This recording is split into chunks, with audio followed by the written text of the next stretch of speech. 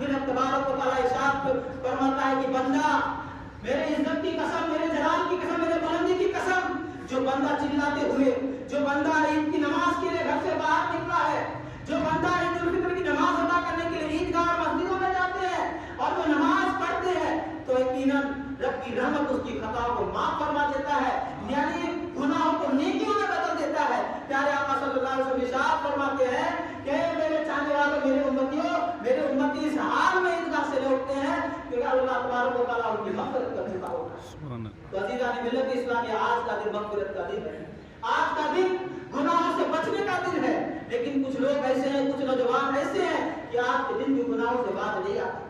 میرے ملت کے نوجوان، آئیے ایک نوجوان صحابی کا جذبہ آپ ملاحظہ کیجیے۔ ایک نوجوان صحابی ہے، ان کے آپ جذبے کو دیکھیں، پھر آپ کو پتا چلے گا کہ عید الفطر کا دن کتنا مبارک دن ہے۔ آپ کو یقیناً اپنے ایمان کی، آپ کے ایمان تازہ ہو جائے گا، پھر آپ کو اندازہ ہوگا کہ ہمیں گناہ کرنا چاہیے یا پھر ہمیں کیا کرنا چاہیے آج کے دن۔ ایک صحابی ہے جن کا نام عبداللہ ہے، عبداللہ ہے۔ پیارے آقا صلی اللہ علیہ وسلم کو ایک نظر دیکھا، دیکھتے ہی کلمہ پڑھ کے مسلمان ہو گیا۔ کہ سبحان اللہ، اللہ اکبر، ذرا سوچو تو صحیح، کیسا خوش نصیب صحابی ہوں گے۔ پھر اس کے بعد پیارے آقا صلی اللہ علیہ وسلم کو اس کو دیکھنے کا کبھی موقع ہی نہیں نصیب آیا۔ ہمیشہ اس کے دل میں انگڑائیاں لے رہتی تھی کہ میں اپنے محبوب، اپنے عاشق سے جا کر کے ملوں، اپنے محبوب سے ملاقات کروں۔ یاد رہے ان کی والدہ بھی ایمان نہیں لائے تھے، ان کے والد بچپن میں ہی انتقال ہو گئے تھے، بچپن میں ہی انتقال ہو گئے تھے، اور ان کی کفالت ان کے چچا کر رہے تھے، ان کی پرورش جو ان کے چچا کر رہے تھے، اور وہ بھی ایمان نہیں لایا تھا۔ جب انہوں نے اسلام قبول کیا تو اس کے چچا اس کو خود مارنے لگے، خود مارنے لگے، یہاں تک کہ جب وہ تھک جاتے تو چھوڑ دیتا تھا، پھر مارتے، پھر تھک جاتے پھر چھوڑ دیتا تھا۔ عزیزان ملت اسلام میں اس طریقے سے سلسلہ چلتا رہا، اس طریقے سے سلسلہ چلتا رہا، جاری رہا۔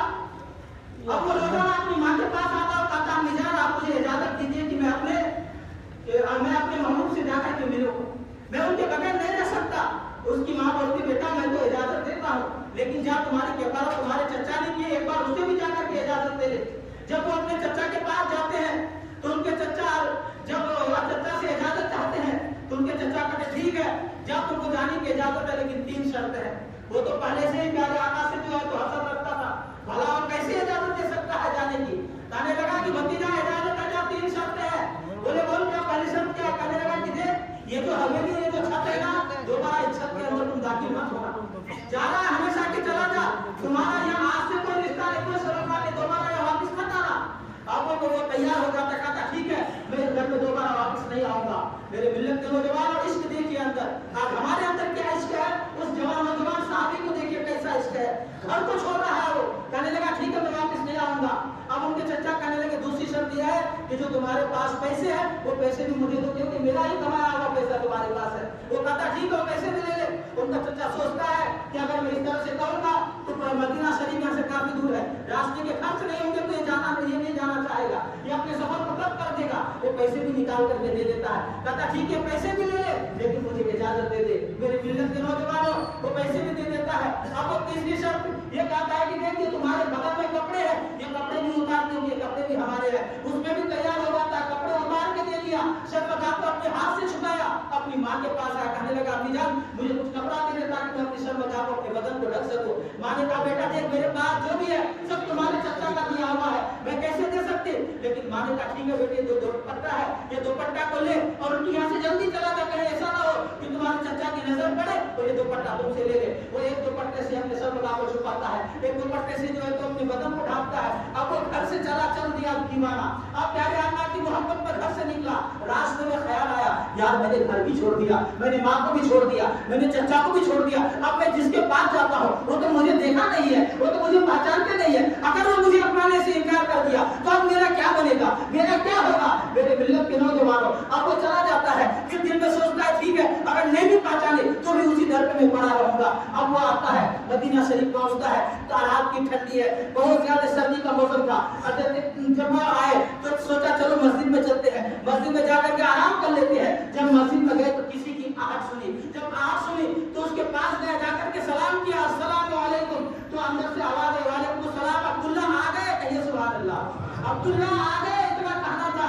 کہ عبداللہ ایک دم بالکل گھبرا گیا، یہ بندہ मुझे पहचानता कैसे है, इसने तो मुझे कभी देखा नहीं है, मैंने इसको कभी देखा नहीं है। पूछा आप कौन है? कहने लगा मैं मस्जिद नबवी का मुअज्जिन हजरत बिलाल हूँ। मेरे मिल्लत के नौजवानों, कहने लगा फिर कैसे आप मुझे पहचान लिया? कहने लगा रात इशा की नमाज के बाद प्यारे आका ने एक कंबल देकर के गया है, कहा कि एक मेरा दीवाना आ रहा है, एक मेरा गुलाम आ रहा है, वो अपने माँ को भी छोड़ के आ रहा है, अपने घर को भी छोड़ के आ रहा है, बदन के कपड़े भी उतार के आ रहा है। ऐ बिलाल, जब वो मदीना आएगा ना, यहाँ की ठंडी बर्दाश्त नहीं कर सकेगा, जब वो आएगा तो ये कंबल उसे दे देना ताकि रात गुजार ले। जब उन्होंने सुना तो इससे मचल गया, कहने लगा मैं आया भी नहीं था और मेरे आका को मालूम हो चुका है, मेरे महबूब को मालूम हो चुका है। अल्लाह अल्लाह कुर्बान जाए। अब वो शख्स कंबल लेता है, कंबल लेने के बाद वो सो जाता है, लेकिन नींद कहाँ आनी थी? रात इतनी लंबी हो गई, ऐसा लग रहा था जैसे कयामत का दिन आ गया हो। मेरे मिल्लत के नौजवानों, कभी सो रहा है, कभी जाग रहा है, कभी सो रहा है, कभी जाग रहा है। हज़रत बिलाल हबशी फजर के अजान देते हैं, जैसी अजान देते हैं अब उस शख्स की नजर तो मस्जिद के दरवाजे की तरफ है कि अब आएंगे, अब आएंगे। एक से एक सितारे मस्जिद में दाखिल हो रहे हैं, एक से एक सितारे मस्जिद में दाखिल हो रहे हैं, प्यारे आका के आने का इंतजार कर रहे हैं। और वो बोलता है ये नहीं हो सकता है, ये हमारे महबूब नहीं हो सकते हैं, ये हमारे महबूब नहीं हो सकते हैं। प्यारे आका सल्लल्लाहु अलैहि वसल्लम आए,